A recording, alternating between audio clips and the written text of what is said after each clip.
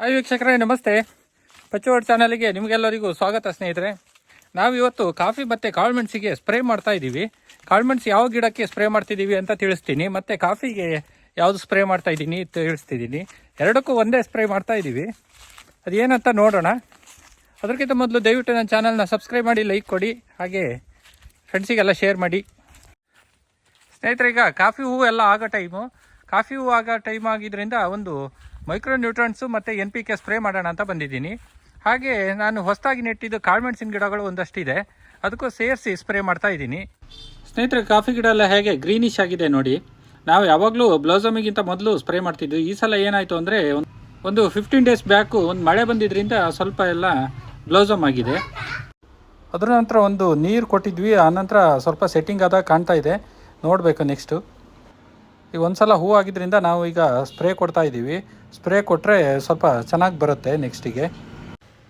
ನೋಡಿ, ನಾವು ಯಾವುದು ಸ್ಪ್ರೇ ಮಾಡ್ತಿದ್ದೀವಿ ಅಂದರೆ ಇದು BioTwenty, ಇದನ್ನು ಸ್ಪ್ರೇ ಮಾಡ್ತಾ ಇದ್ದೀವಿ. ನಾವು ಇದ್ರ ಜೊತೆ ಯಾವುದೇ ಇನ್ಸೆಕ್ಟಿಸೈಡ್ ಯೂಸ್ ಮಾಡ್ತಾ ಇಲ್ಲ. ಒಂದು 200 ಲೀಟ್ರ್ ನೀರಿಗೆ 500 ml. ಇದರಲ್ಲಿ ಏನೇನಿರುತ್ತೆ ಅಂದರೆ, ಸಾಧಾರಣವಾಗಿ NPKಯಿಂದ ಮೈಕ್ರೋ ನ್ಯೂಟ್ರಿಯೆಂಟ್ಸು ಎಲ್ಲದೂ ಇರುತ್ತೆ ನೋಡಿ. ಇಷ್ಟು ಐಟಮ್ಸ್ ಇರುತ್ತೆ. ಅಂದರೆ BioTwenty ಅಂದರೆ 20 ಐಟಮ್ಸ್ ಇರುತ್ತೆ ಇದರಲ್ಲಿ. ಎಲ್ಲ ಮೈಕ್ರೋ ನ್ಯೂಟ್ರಿಯೆಂಟ್ಸ್ ಇರುತ್ತೆ. ಮೇಯ್ನಾಗಿ NPKನೂ ಇರುತ್ತೆ. NPK ನೀವು ಸಪ್ರೇಟಾಗಿ ಆ್ಯಡ್ ಮಾಡಬೇಕಂತ ಏನಿಲ್ಲ. ಇದಕ್ಕೆ ಬೇಕಾದ್ರೆ ಆ್ಯಡ್ ಮಾಡ್ಕೊಳೋದಾದರೆ ಒಂದು ಅರ್ಧ kg ಒಂದು ಡ್ರಮ್ಮಿಗೆ ಮಾಡ್ಕೊಳ್ಳಬಹುದು. ಒಂದು ಸ್ಪ್ರೆಡ್ಡರ್ ಯೂಸ್ ಮಾಡ್ತಾಯಿದ್ದೀನಿ, ಗಮ್ ವಿತ್ ಸ್ಪ್ರೆಡ್ಡರು. ಇದೊಂದು 100 ml ಹಾಕ್ತಾಯಿದ್ದೀನಿ. ಈಗ ಮಳೆ ಏನೂ ಇಲ್ಲ, ಬರೀ ಸ್ಪ್ರೆಡ್ ಆಗಲಿಕ್ಕೆ ಅಷ್ಟೇ. ಹಾಗಾಗಿ ಒಂದು 100 ml ಸಾಕಾಗುತ್ತೆ ಇದು. ನೆಕ್ಸ್ಟು ಅಡಿಕೆ ಗಿಡಕ್ಕೆಲ್ಲ ಡ್ರೆಂಚಿಂಗ್ ಮಾಡಬೇಕಂತ ಇದ್ದೀವಿ. ಜಿಂಕು, ಬೋರಾನ್ ಅದೆಲ್ಲ ನಾಳೆಯಿಂದ ಡ್ರೆಂಚಿಂಗ್ ಮಾಡ್ಲಿಕ್ಕೆ ಸ್ಟಾರ್ಟ್ ಮಾಡ್ತೀವಿ. ಇದು ಫಸ್ಟು ಸ್ಪ್ರೇ ಒಂದು ಮುಗಿದ್ರೆ ನೆಕ್ಸ್ಟ್ ಡ್ರೆಂಚಿಂಗ್ ಸ್ಟಾರ್ಟ್ ಮಾಡ್ತೀವಿ. ಈಗ ನೋಡಿ, ನಾವು ಕರೆಕ್ಟಾಗಿ 500 ml ಈಗ ಒಂದು ಬಕೆಟಿಗೆ ಹಾಕಿ ಕ್ಲೀನಾಗಿ ಕರಗಿಸ್ಕೊಂಡು ಆನಂತರ ಡ್ರಮ್ಮಿಗೆ ಹಾಕ್ತಿದ್ದೀನಿ.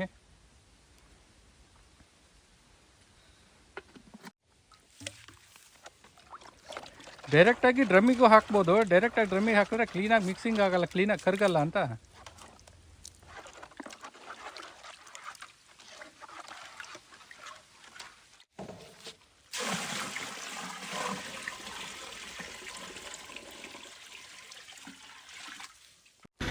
ನೋಡಿ, ಗಮ್ ಒಂದು 100 ml ಹಾಕ್ತಿದ್ದೀನಿ. ನಾವು ಯಾವಾಗಲೂ ಸಪ್ರೇಟಾಗೇ ಎಲ್ಲ ಕರಗಿಸಿ ಸಪ್ರೇಟಾಗೇ ಹಾಕೋದು ಒಳ್ಳೆಯದು, ಎಲ್ಲದನ್ನು ಒಟ್ಟಿಗೆ ಮಿಕ್ಸ್ ಮಾಡಿ ಹಾಕಲಿಕ್ಕಿಂತ. ನೋಡಿ, ಸ್ನೇಹಿತರೆ, ಗಮ್ ಹಾಕೋದ್ರಿಂದ ಒಂದು ಕ್ಲೀನಾಗಿ ಸ್ಪ್ರೆಡ್ ಆಗುತ್ತೆ. ಇನ್ನೊಂದೇ ಬೆನಿಫಿಟ್ ಏನಪ್ಪ ಅಂದರೆ, ನಾವು ಸ್ಪ್ರಿಂಕ್ಲರಲ್ಲಿ ನೀರು ಹೊಡೆಯೋದ್ರಿಂದ ಸ್ಪ್ರೇ ಮಾಡಿದ್ದು ಜಾಸ್ತಿ ದಿವಸ ಇರಲ್ಲ. ನಾವು ಗಮ್ ಯೂಸ್ ಮಾಡಿದ್ರೆ ಸ್ವಲ್ಪ ಕ್ಲೀನಾಗಿ ಸ್ಪ್ರೆಡ್ ಆಗುತ್ತೆ, ಗಮ್ಮು ಆಗುತ್ತೆ.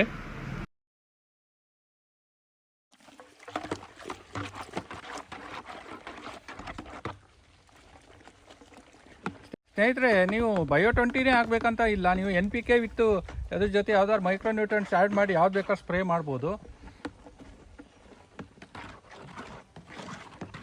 ಈಗ ನಾವು ಒಂದು ಸಲ spray micro nutrients NPK spray ಕೊಡೋದ್ರಿಂದ ಕಾಫಿ ಹೂವು ಎಲ್ಲ ಕ್ಲೀನಾಗಿ ಆಗುತ್ತೆ, ಮತ್ತು ಕಾಫಿ ಎಲ್ಲ ಕ್ಲೀನಾಗಿ ಸೆಟ್ಟಿಂಗ್ ಆಗುತ್ತೆ ಅಂತ ನಾವು ಈಗ ಒಂದು ಸ್ಪ್ರೇ ಕೊಡ್ತಾಯಿದ್ದೀವಿ. ಹೆಚ್ಚಿನವರು ಇನ್ಸೆಕ್ಟಿಸೈಡು ಮೈಕ್ರೋ ನ್ಯೂಟ್ರಿಯೆಂಟ್ಸ್ ಜೊತೆ ಮಾಡಿ ಹೊಡಿತಾರೆ. ನಾವು ಎರಡು ಒಟ್ಟಿಗೆ ಹೊಡೆಯಲ್ಲ, ಅದನ್ನೇ ಸಪ್ರೇಟೇ ಮಾಡಿ ಸ್ಪ್ರೇ ಮಾಡ್ತೀವಿ. ಬಟ್ ಇದಕ್ಕೆ ಸಣ್ಣ ಮಿಷನ್ ತಂದಿದ್ದೀವಿ ಸಾಕು ಅಂತ, ಬರೀ ಕೆಳಗಡೆಯಿಂದ ಸ್ಪ್ರೇ ಮಾಡೋದಲ್ಲ, ಹಾಗಾಗಿ ಸಣ್ಣ ಮಿಷನ್ ತಂದಿದ್ದೀವಿ.